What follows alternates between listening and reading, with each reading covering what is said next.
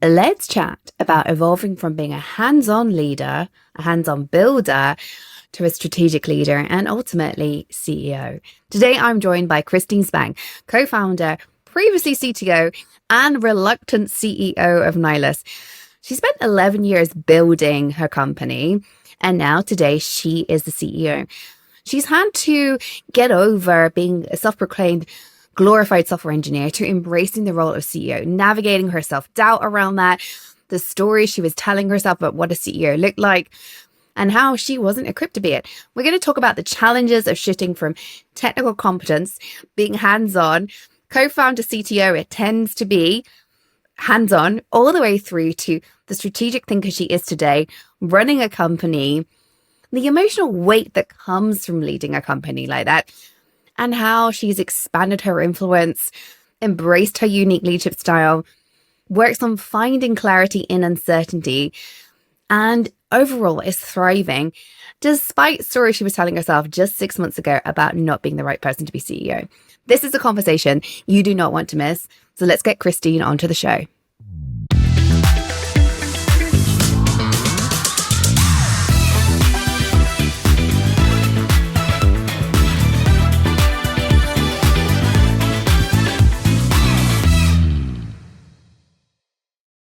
Welcome to the show, Christine. Thank you for joining us today.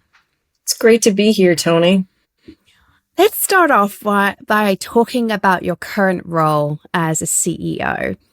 You told me before we hit record that you didn't see yourself in a business role initially. What led you to be a co-founder?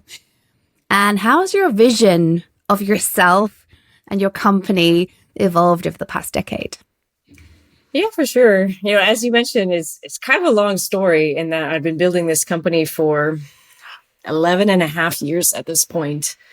And to kind of just give people a little bit of a picture as to kind of my background and where I came from. When I was growing up, I came from like a family who had like a lot of engineers in it. I had a lot of influence around sort of wanting to build things in my life. And I was really into kind of science, math, technology in school. And so I kind of always wanted to be some sort of engineer when I grew up, and that sort of refined down towards software engineering. As I was in high school, I got involved in open source. I started learning to program, and I eventually went to MIT, which is kind of like my dream school, sort of being in the open source communities, because I saw that a lot of that sort of philosophy and sort of early open source had come from MIT. But, during no part of this, like, was there ever like, I'm going to start a company someday, or like entrepreneurship is like a thing that I have any idea what is or am interested in. And in fact, I really think of like my family as being like a bunch of weird nerds who are like, like really close knit family, but not like super like people, in terms of like having like a big network or being like super social. I really just feel like my folks are, kind of doing their own thing and like cool with it. And, I think I've always thought of like business as being this other world. And so it's definitely not something that I was thinking like, I'm going to go to tech school and then I'm going to start a company. What I thought was like, I'm going to go to tech school and then like, I'm going to, just like build software somewhere for probably a while. But it's sort of just like happened naturally in that like I started working with some friends of mine during my college career who were building a startup that overlapped with a lot of the like tech background that I had in terms of being some technology that was for Linux. It was like there was a bunch of open source stuff involved. And so I was introduced to there's just sort of the startup world through that. And I think the one thing that like did sort of help me was that through my work with open source, I was very much sort of like focused on like the mission and what I could accomplish versus like trying to kind of maximize like how much can I earn today, et cetera. I had a lot of peers who went into like big tech, got like super fancy internships right out of school. And I was like, I just want to find something to do where it feels meaningful and like I can make enough to get by. And so I think I had like a little bit a broader range of things that I could possibly go into because of that. And just like a higher tolerance for risk. I didn't have my folks saying like, you got to go like get a consulting job at McKinsey making, hundreds of thousands of dollars a year right out of school. So I kind of got into the startup world through that. And then fast forwarding just, a little bit to not spend too much time on the entire journey. So, I started out building the product. And then as the company grew, I managed the engineering team. At certain points, we were growing so fast that I ended up hiring people to do that job for me. And then about 6 months ago, so I was the CTO at Nylas, my company, for, let's call it 10 years. And that role changed a lot. It went from like, I'm really just like a glorified software engineer with like a founder title to like, okay, you're doing engineering management, you're growing. I think kind of the founder role is something where it's like your job is to grow the business, and like what that looks like changes depending on the stage of the business. Like when you have no product, no customers, like growing the business means like making a product and trying to make that into something that like people are interested in buying and paying for and using.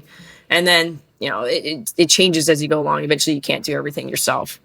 And sort of the last leg of this story is that about 6 months ago, my co-founder left the company after 8 years, basically. And, he was the CEO for the last, long stretch of time. And, when he left, he was like, the best person to take this job is me.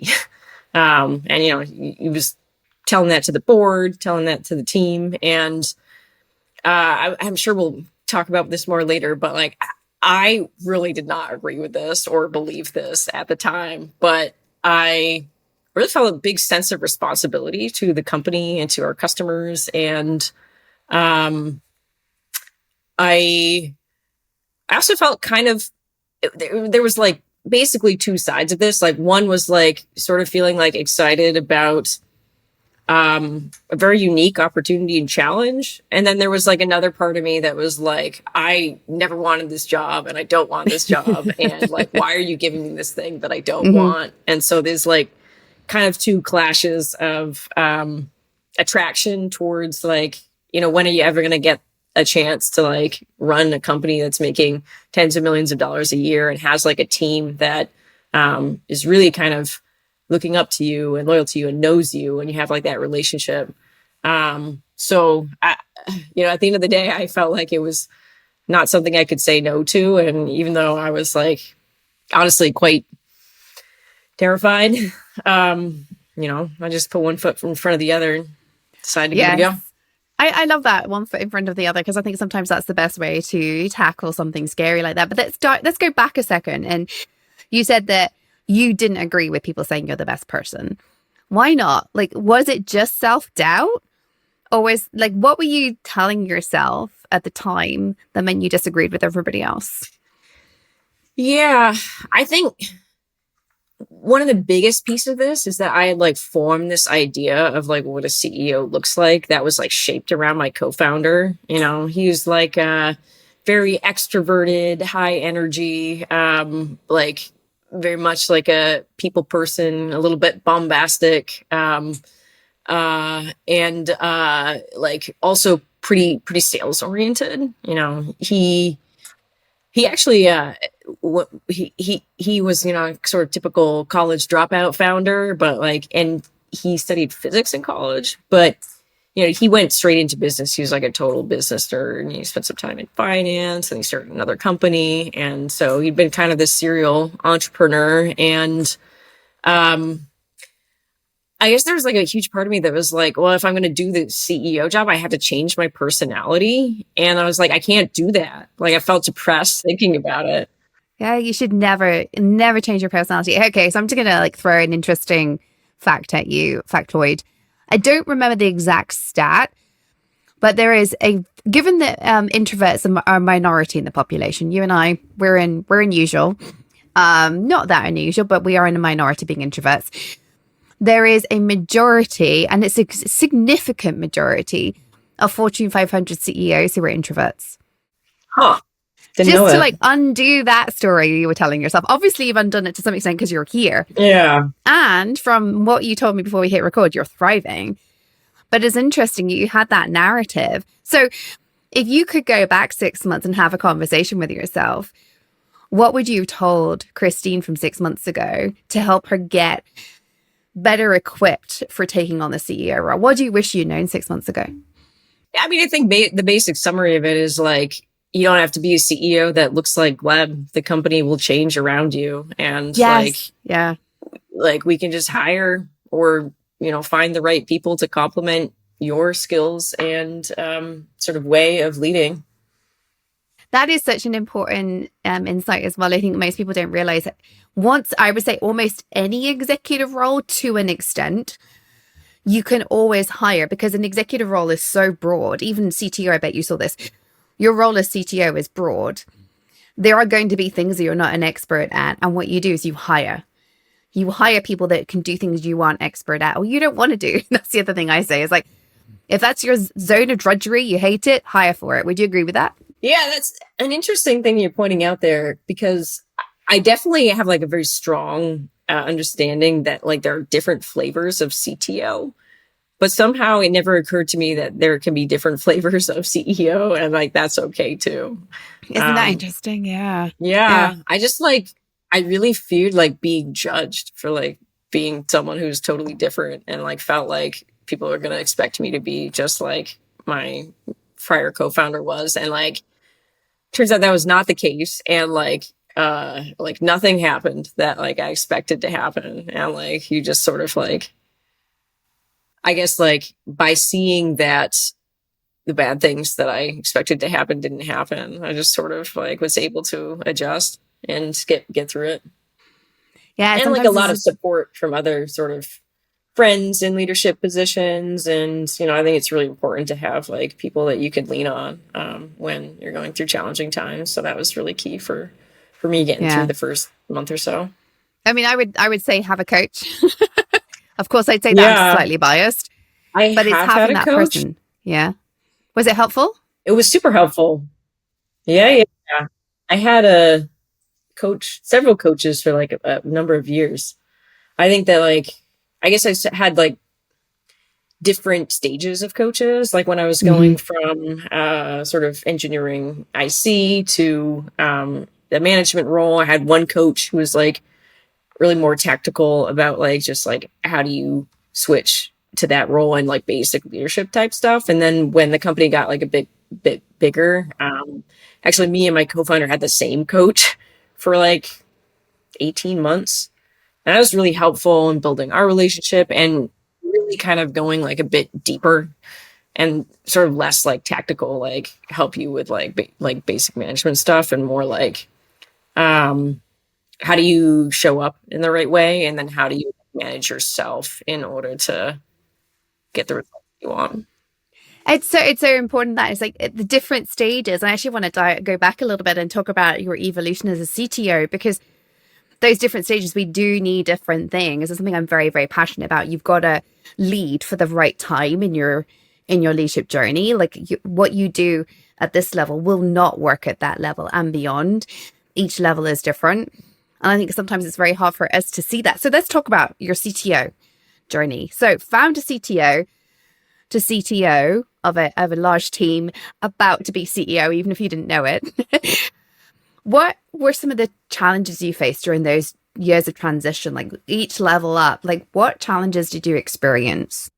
Yeah, one of the big things that I remember very clearly is that I had like a lot of identity baked into my technical competence. So, I liked being seen as like a good engineer who knew like everything about the system and how it worked and all of the details. And, shifting to managing a team, like if you try to sort of keep that level of expertise about the entire system and also do the work of managing a team, you just go crazy.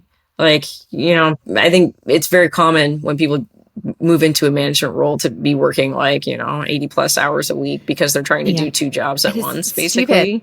It means you do neither of them well, right? Completely unsustainable. And I think I've also learned that like they're kind of like different ways of showing up to, and you almost like need to like rewire your brain a little bit to like exist in that space where like the sort of like builder making, like I'm doing the hands-on work myself is like it's very much like a flow state, and you're kind of like almost like have tunnel vision about like what are you doing. And the difference around sort of management and leadership is like it's more of like an open state, whereas like you need to like observe things that are happening and pull together the patterns, and then also hold space, especially as you go even higher than like sort of like a line manager type thing, for like strategic thinking and like making sure that like you almost like don't want to be like crazy busy, because You then you're can't. not going to be able to make good decisions. Yeah, as you say, it's seeing those patterns. And in my experience, I don't think you can see those patterns if you're crazy busy. And I have this conversation on a daily basis, like, stop being so busy. They're like, I've got to. And I'm like, the business is suffering. Yeah. Yeah. You've got to slow down and to speed up. Slow down to speed up is like one of my mantras, because you've got to get out of the weeds to see that bigger picture. Here's the thing. I love that you said you had that tunnel vision flow state as a builder. I would argue that you can have a flow state in strategic thinking. Have you ever experienced that? Or is it yet to come? That would be my thing if you've not yet. This might be my next stage of enlightenment. Maybe. I feel like I go on a lot of like walks to do thinking. Thinking is one of those things. I think we think it's easy to solve these big problems, and it's really not. I love that you go on walks to solve them. Mm-hmm. Walks, writing, sometimes talking to people, but usually that's more like information gathering than like putting the pieces together. Actually, that's an interesting point. Talking to people. One of the things I hear a lot from CEOs is, it's lonely. I hear this from VPs as well. It's lonely at the top. You stop having that sounding board, especially if you've had a co-founder. Have you found you've lost your sounding board, or have you got a new one? I mean, honestly, that was like a huge one of the pieces of just like emotional processing of like going through of like, we used to be in this together, and now like I'm here all by myself, and like I have an executive team, but like it's not really the same. It's not. No. Yeah, like you never sort of have that kind of like equal footing of like we started this thing together, and like we're building it together, and like I can tell you anything, and like just like a lack of hierarchy, I would say. Yeah. I mean, I would say that I think at any stage where it can get a bit lonely at the top, I would say to listeners, you can find your sounding board changes. You won't have one sounding board anymore. You'll have sounding boards of different aspects. Maybe a peer, like I run executive masterminds for this reason. A peer in another company, or, coach.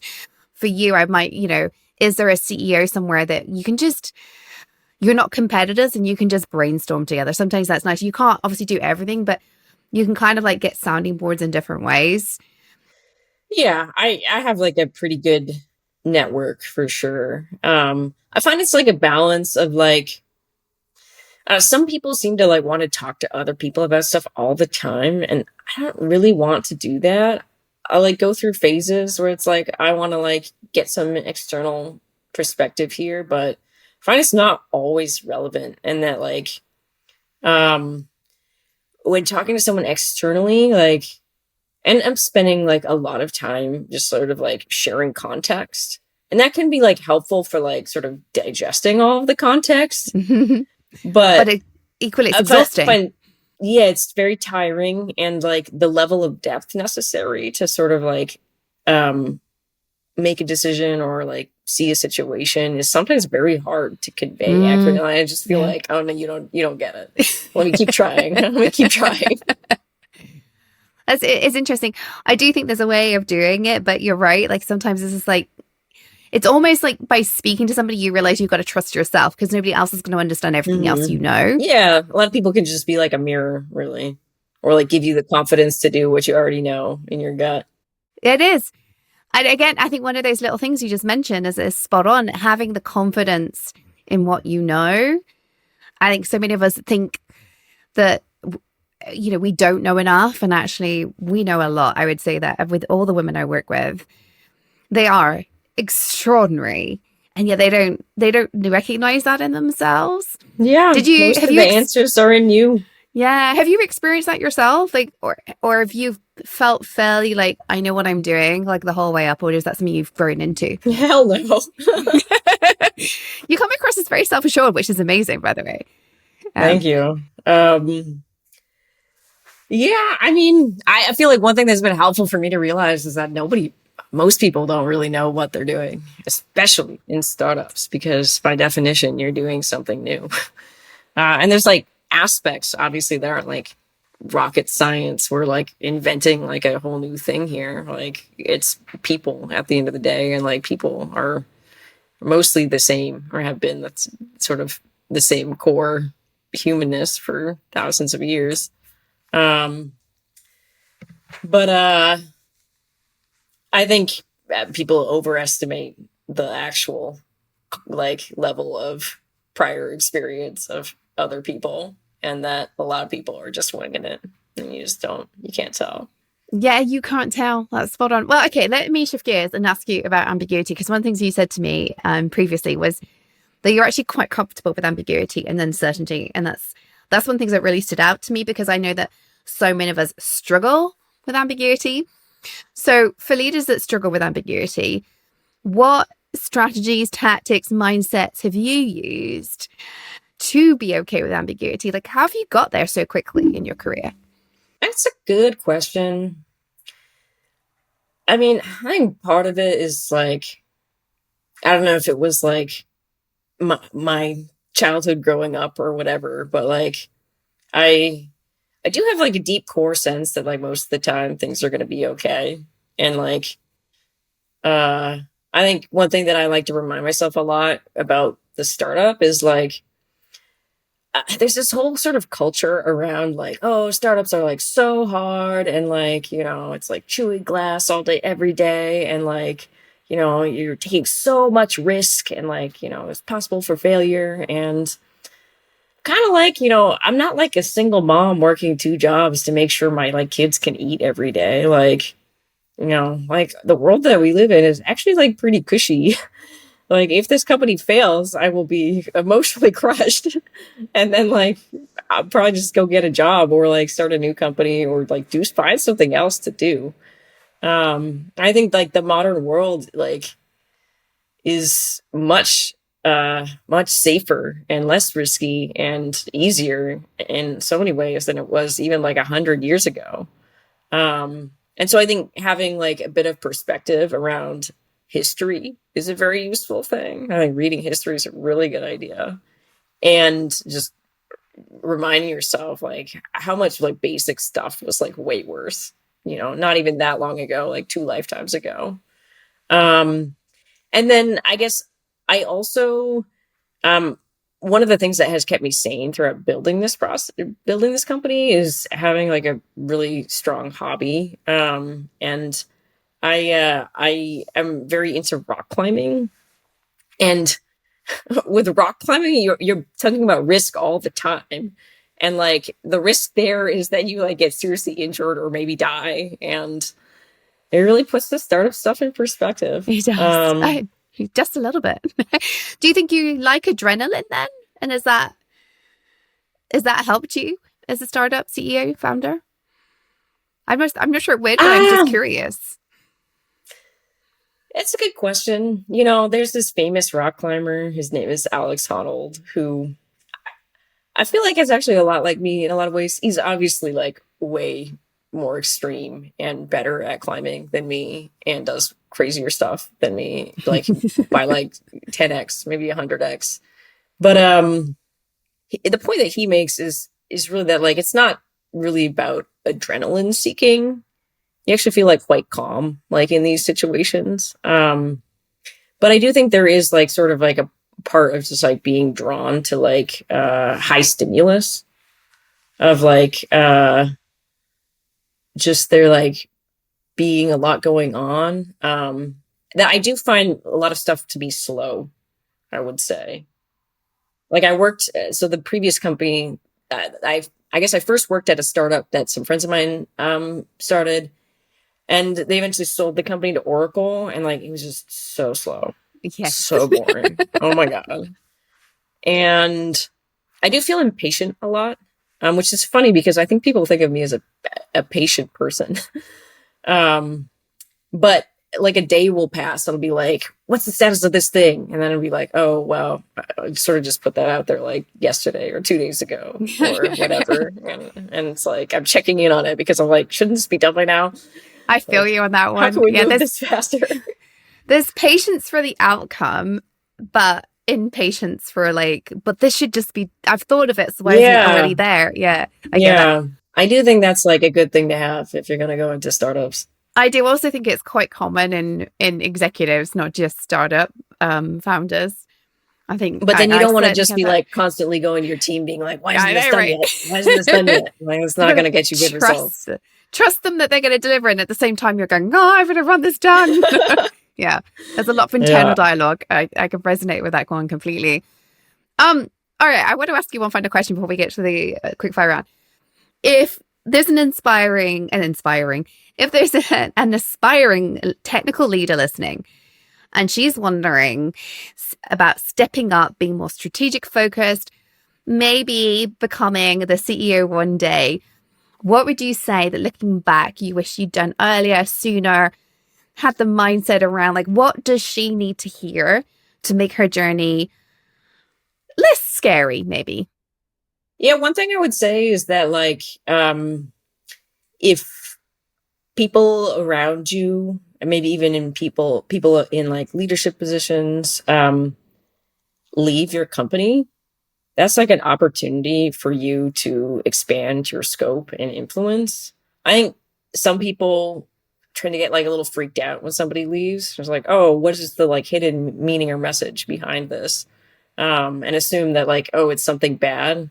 But the reality is that like people are coming and going all the time for all sorts of different reasons that are extremely personal and unique to them. And I think if you can get in the mindset of like people abdicating responsibility means there's more responsibility and area for you to potentially influence and step Yeah. up. That's the way that you kind of go from like I joined a place at an entry level and then I'm like running something, you know, 10 years later.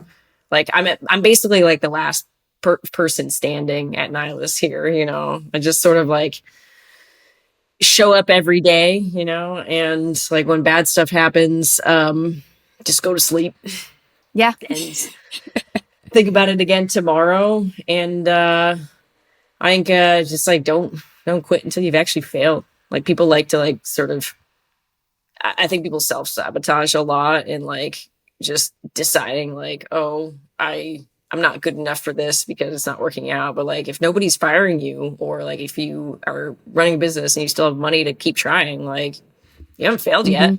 Yeah. Like if you can get through the like emotional sense of failure and giving up, that just gives you so much more possibility to eventually reach the stage of success.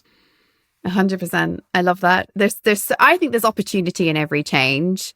I really do. Even if like one of my dream team is leaving and my heart is broken. And at the same time, I'm like, okay, what opportunity is this? So whenever I'm like, oh my God, this is really sad. I'm really delighted for her, but it's really sad making. I'm like, but what opportunity? And I think that is such a good outlook that you've also got on how to operate. It's like there's always an opportunity, as you say, until like the money runs out or something else goes really, really wrong. There's always an opportunity ahead. Love it. Let's move on to the quick fire round. You ready for this? I'm ready. All right. What is the worst piece of advice you've ever been given?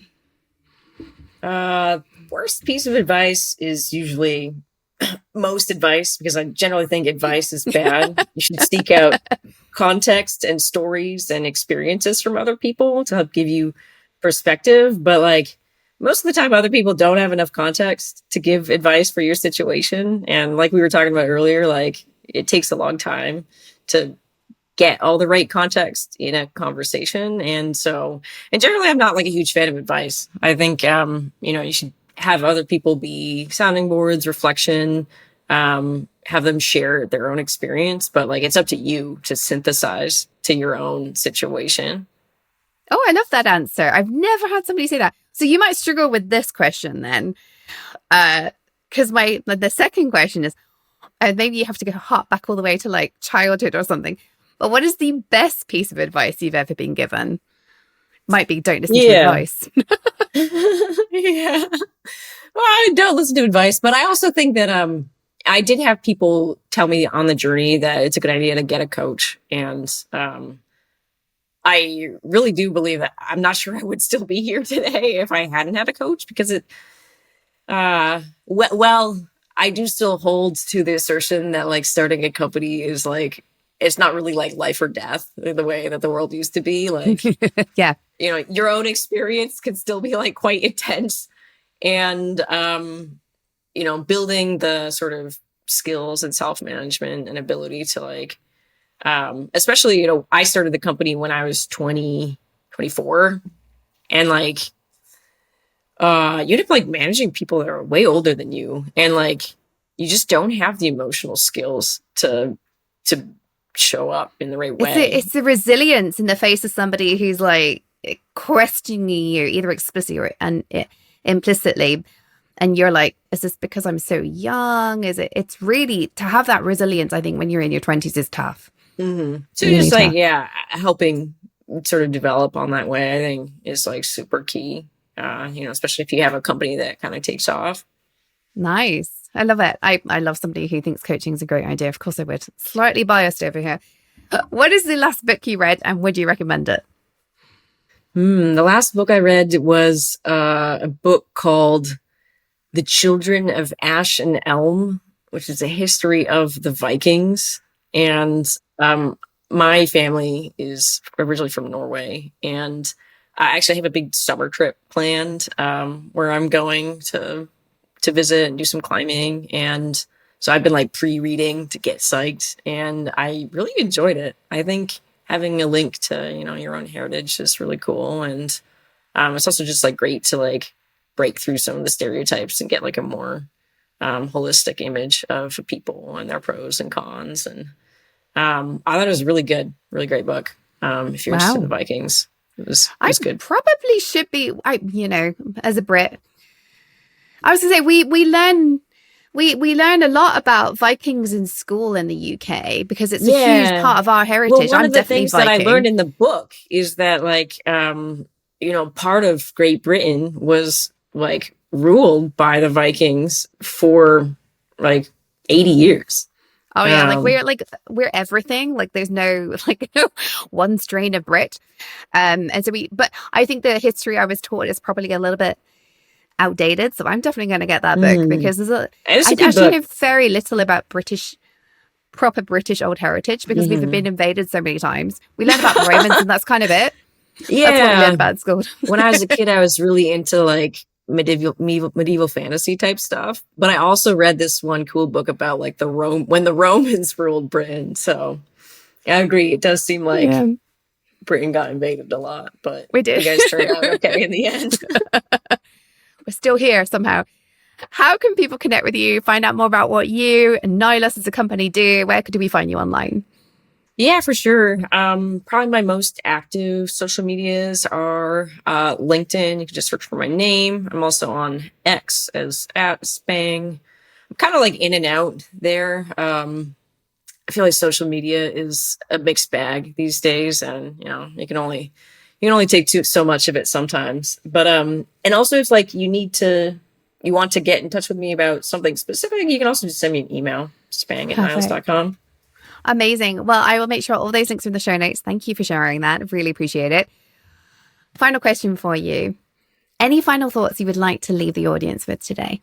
I think that like one of the biggest things that has impacted me in terms of like growing into this like leadership position is really kind of like understanding at like the body level that like leadership looks different.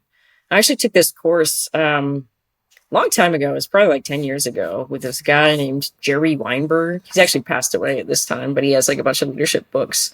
And he ran these like workshop courses called Problem Solving Leadership for a number of years. And I went to one of these. It was in New Mexico, actually. And during that course, we did this like leadership simulation thing where we all had like different roles and we were like trying to like solve a thing. And sometime during that simulation, like I was like trying to get something done. I remember like standing up on a chair to get everyone's attention to like try to organize something. And later afterwards, he like actually used what I did as like an example of like, you know, it's not always like the loudest personality in the room or like the biggest person, you know, like this person, like, you know, wasn't very tall and needed to be seen. So she got up on a chair. As just like, you know, you find your own way to lead. And it's like, it's really about the level of influence you can have is not like one-to-one correlated with how loud you are or how big you are. So just try to find your own strengths and, you know, own it.